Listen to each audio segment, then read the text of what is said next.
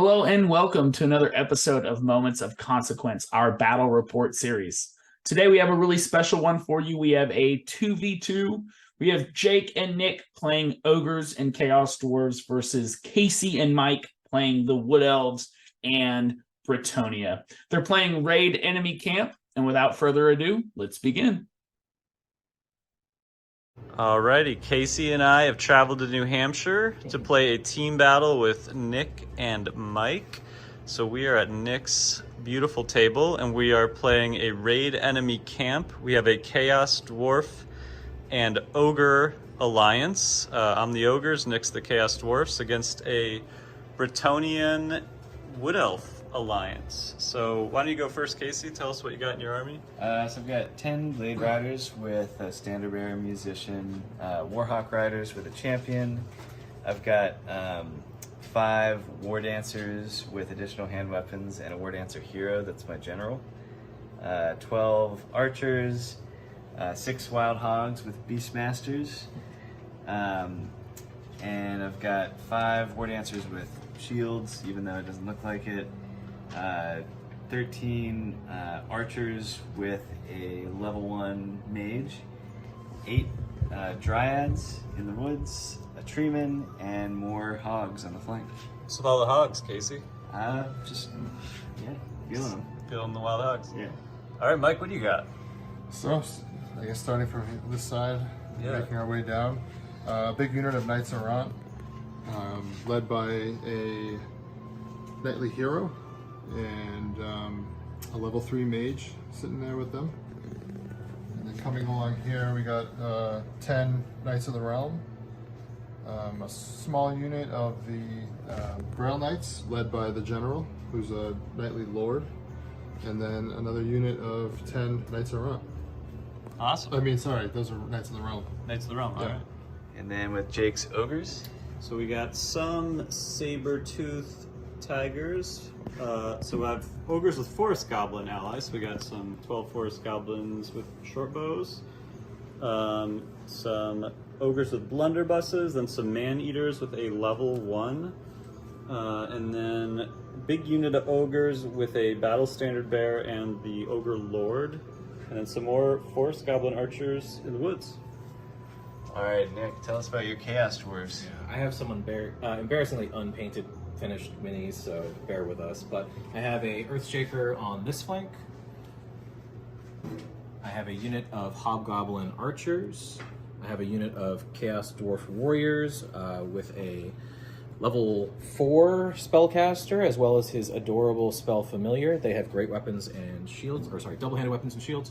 I also have a unit of mercenary orcs that I borrowed from Jake, so they're his lovely paint job. They have halberds and shields. On top of the hill, we have archers, followed by another Earthshaker, and then lastly, we have some Hobgoblin Wolf Riders. Awesome.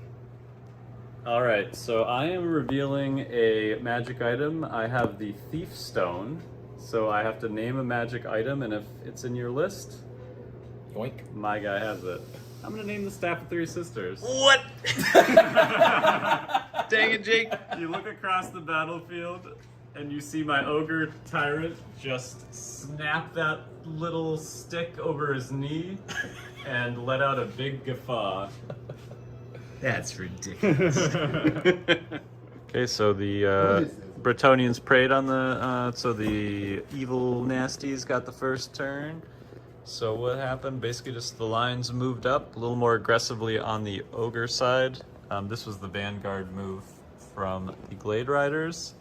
And 2 Earthshaker shots were shot at this Lance of Knights and the far Lance of Knights. Nick had perfect guesses, but terrible rolls, so they both went far astray. And that is turn 1. We're playing no turn 1 magic. Okay, so we had the Wood Elf Bretonnian turn 1. So the Wood Elves moved up. The Warhawk champion shot the Hail of Doom arrow and took out 3 saber-tooth tigers. Wood Elves moved up. The Lance just galloped just slightly up, sallied forth. War Dancers moved into the center of the field. These lances maneuvered towards the center and forward. The treemen and dryads emerged from the forest. Over here, the wild hogs charged the hobgoblin wolf riders who fled, and then this lance is coming around the flank. Other shooting was not notable. Okay, so we just played the top of the second, the Ogres and Chaos Dwarves. So movement, goblins failed their animosity. This guy's positioning for a counterattack on a presumed Warhawk attack on the Earthshaker. These units moved up. The big unit of ogres just inched back a bit strategically. These lines adjusted slightly. In the shooting phase, the treeman was hit with a off-target shell and took 4 wounds from an Earthshaker, and then in the magic phase was finished off by a very fiery doom-firing shot from the Forest Goblin Shaman, and he actually fell on the Dryads and killed 2 of them. Other shooting didn't do anything very notable. The other Earthshaker misfired. So then we were on to the magic phase. Purple Scythe got out on the Ogre Shaman. He actually has the special magic item, so he's fully equipped. The Bretonnian spellcaster first cast the Shimmering Cloak, and also has the White Cloak magic item, but that was destroyed by the Chaos Dwarf Sorcerer. She apparently was not pleased with that and used her Chalice, cast Dwellers Below on the Chaos Dwarfs with the Chaos Dwarf Sorcerer. More than half of them went under, including the level 4 Chaos Dwarf Sorcerer. So a huge blow to Team Evil. Alrighty, so bottom of turn 2, the lances. So the this lance charged the lead belchers who fled and got away. Other lances just positioned themselves. These boars charged and overran some hobgoblin wolf riders who were basically kind of holding up this lance. On the flank, and the eagles flew high. The glade riders are now lined up against this Earthshaker, and then in the magic phase, a Doomfire ring shot killed a couple war dancers, and then the Forest Goblin Shaman used a Drain magic to stop another Dwellers Below attempt.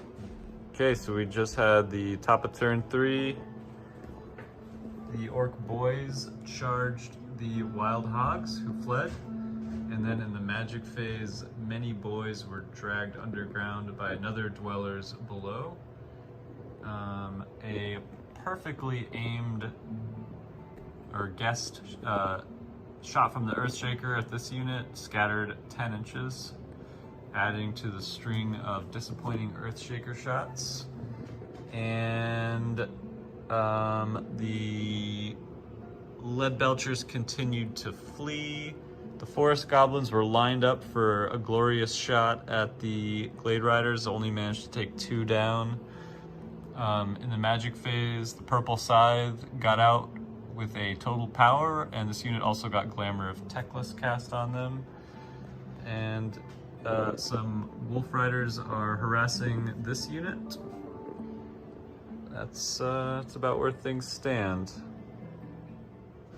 Okay, so we just had the Wood Elf Bretonnia Alliance.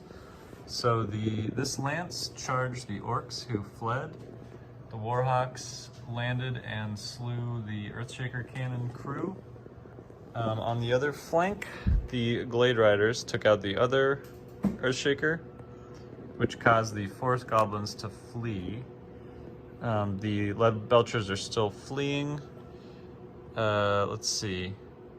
The War Dancers and Boars advanced.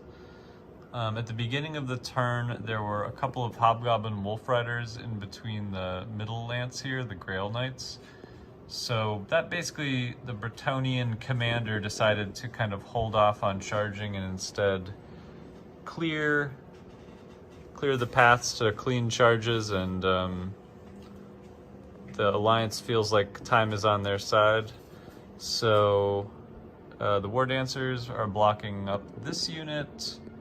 The Wolf Riders, of course, were shot. The Dryads charged the Forest Goblins who were in the woods, who are now here. The spells that were on this unit were dispelled in the magic phase, and another Dwellers Below cast with the Chalice that won't run out killed 4 Chaos Dwarf warriors.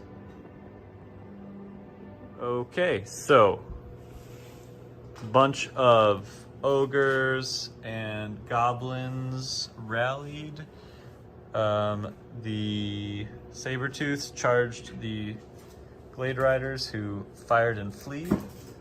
The Shaman charged out of the unit into the War Dancers, freeing up the Man-Eaters to kind of position behind that combat, and lined up against the War Dancers and Boars. These guys backed up a bit to not be in range of both lances. These Hobgoblins attempted to charge the Dryads but failed their fear check. Then they got Dwellers Below cast on them with the Chalice, which finally ran out, but they panicked and ran. A Warhawk got shot down, and I think that's about all we have to show for ourselves. Alrighty, the Knights have finally charged on turn 4. So we had these 2 Lance formations charge into the big ogre unit with the general and BSB. They managed to do 8 wounds. The general, ogre general, killed 3 knights. Luckily, the ogres had the stubborn banner and easily held. Meanwhile, the War Dancer hero killed the ogre shaman. And over here, these Forest Goblins were charged by Glade Riders. The Glade Riders hit a lot fiercer resistance they expected and fled right into the Ogres and are off the table. Over here, these Forest Goblins received a charge from Wild Boars and also proved very staunch in their defense and routed the Boars and ran them down. So some Forest Goblin ferocity there. Meanwhile, these Knights basically just steamrolled the rest of the Chaos Dwarf army. So the Chaos Dwarves... No more. They're gone. They're all gone. So things are the fighting has finally gotten thick. And we are moving into probably a pretty awesome turn 5. Top of the 5th turn is complete. So the ogre left flank surged forwards. These guys easily shook off the glamour of Teclis. This combat, once again, the knights this time only won by 1, I think, or so, but the ogres held no problem with stubborn. The Lord took out another 3 knights. The Forest Goblins moved over here. They did get the net of a Amenutak cast on them. And that's it. Okay, so we did roll for a turn 6, and the turn 6 started out with a magnificent "Here we go" from the Forest Goblins. They charged into the flank, or so they thought, of these knights, and then we're very disappointed to find out that Lance formation has no flank and we're run down. Here, this combat ended up being a tie. 1 knight unit is down to just a single knight. These guys succumbed to the glamour of Teclis. The Lead Belchers opened up a barrage, but only killed 1 War Dancer. And the Sabertooths snuck into the deployment zone to raid the enemy camp. The Wood Elves were stunned by that turn of events. And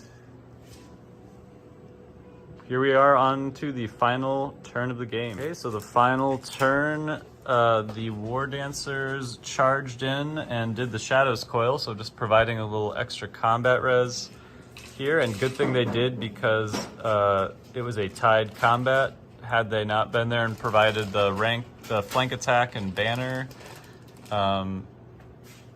these two units would have auto-broken from a fear-causing unit. Otherwise, the Lead Belchers got shot and fled because one died.